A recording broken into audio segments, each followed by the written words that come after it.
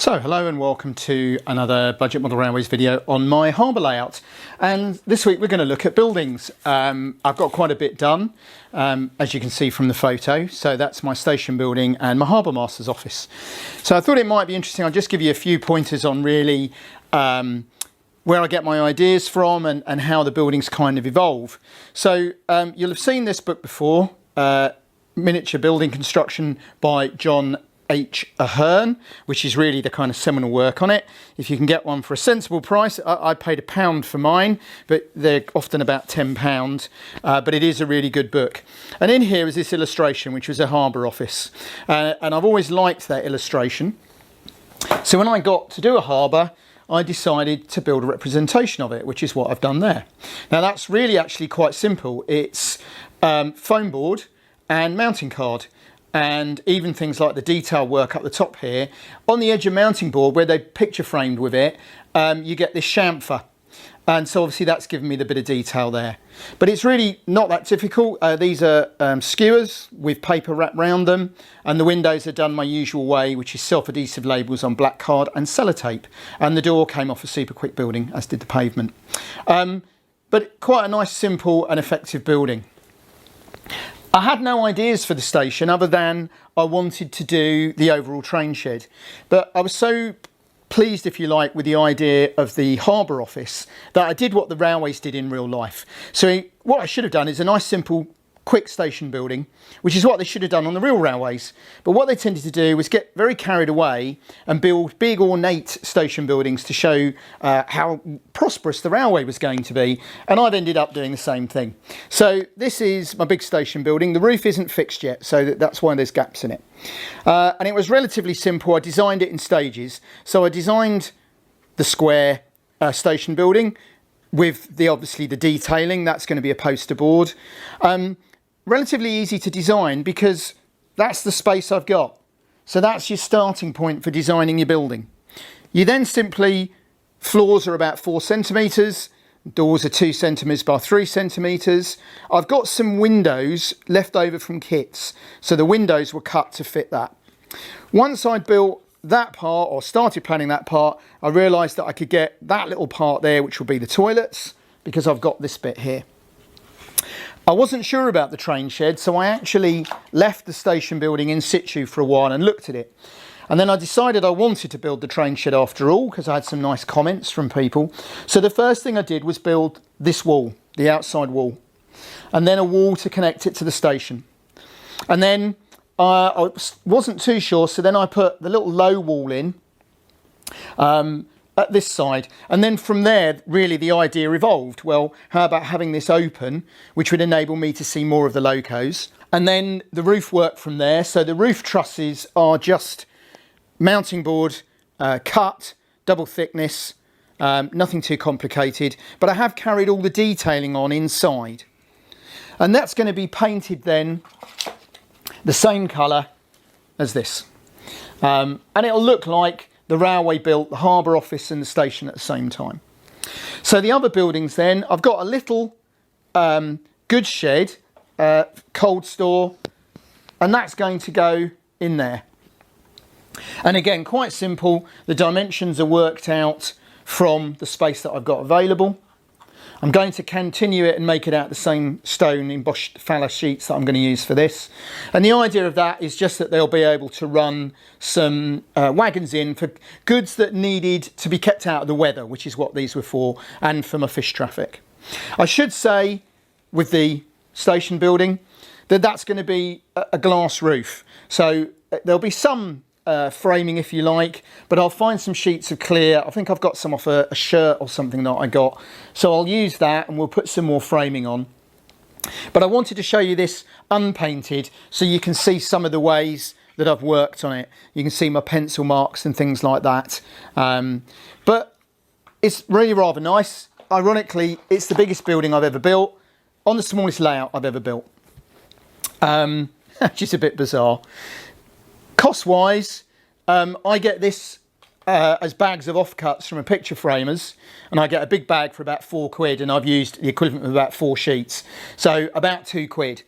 If the whole building costs me about £5, I'll be very surprised. Now, it has taken me probably 5 or 6 hours of work to get to this stage, but I've enjoyed making it, and I've got the pleasure of having a building that's unique. I dread to think what a building like this would cost this size from somebody like Metcalfe, probably the thick end of about £30. A Hornby resined, ready to plant building, I guess you'd be in the hundreds. And then the other building I've built there is a little, very low relief warehouse building, and you'll have seen these before on my loft layout. And the idea again is this is going to live out here somewhere so that the wagons can be brought in, and that's for your merchants who are using the harbour. Relatively simple again, it's mounting board. The posters have been taken from various sources. Thanks to John Winterburn, some of you have known me mentioning before, my wife's friend's father who passed away earlier in the year, and they've kindly donated me a box of bits, which is where some of these posters have come from. But again, relatively simple, windows made in exactly the same way. And then for the fishermen, I'm going to build this. So I live near to Hastings, and at Hastings they've got some very distinctive fishermen's huts that they use to dry nets and things in, just made out of clapboard, and that's what that'll be. And that will again go over the back of the layout somewhere. I've also begun to do a bit more work with the cobbles on the rails, and I am going to experiment with the points. I agree with one of the commenters that says that's always glossed over when people show you how to do this, but I reckon what I can do is I can put a fillet in here. Let's see if we can zoom in a little bit. So I can put a fillet in here for when the blade's this way, which will only give me a little gap there, and I'll do the same on that one, but I imagine it's going to take quite a few attempts, and obviously the middle bit will be quite narrow, but I am going to see if I can run a bit of card under the blades. I think there might be a gap there. So anyway, we'll get that all cobbled on order from a couple of different sources. I've got all sorts of goods and luggage and things to scatter around here. I'm trying to get some figures on eBay at the moment. So it's going to be quite a busy little scene. And obviously I'm going to need quite a few more buildings to do the back. I am toying with lifting the road, which is why those blocks are there, but I'm not sure yet. These will need to be on the level, because you wouldn't be able to load there behind there. And I think that may end up just being straight. And we'll have a gateway there and a tunnel mouth, and probably the same at the other end. But I just think it's interesting that I had no idea how I was going to build the station building. And to go from that drawing, then to that building, and then to be pleased enough myself, I'm not trying to say it's wonderful, but I was really pleased with that building, to then decide to carry on the same architecture on the station, which then gave me this idea, and then the train shed. And I do like the idea it's going to be the biggest building I've ever built on the smallest layout I've ever built. And this to say it's going to be painted the same as that. So hopefully by the next time you see this, this will be painted. I might even have the roof on. We'll have a few more buildings built, and I'm hoping to get some more cobbles put on the dock side. You can see there that I've varnished the water, the first coat. You can see it reflecting, hopefully. There you go, see? So the boats will be painted, stuck onto here, and then the additional varnish will be put on afterwards, so the boats look like they're in the water, not stuck on top of the varnish. Quite a lot of work to do, actually. This is quite a fiddly project, but because it's small and I can see it progressing, I can kind of cope with it. I said to one of the commentators recently, I have a real problem in that I have a very short attention span and massive motivation.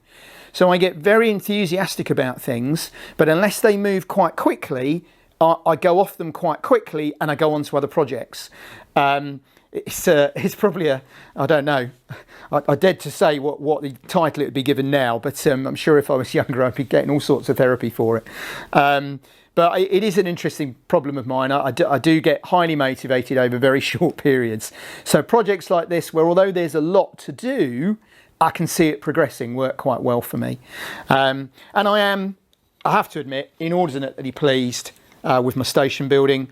I've never tried anything like that before, so the roof trusses there were quite fun to do. So it's looking quite good. So as always, thank you very much for watching.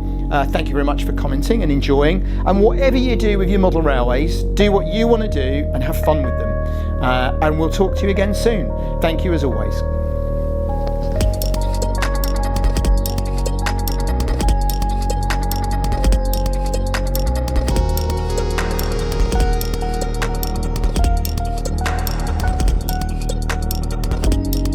Hi, thanks for watching the video and for the nice comments. Click on the left for a previous video in this series, click on the right for another video you might enjoy, and please don't forget to click to subscribe, like, comment, etc. Thanks again.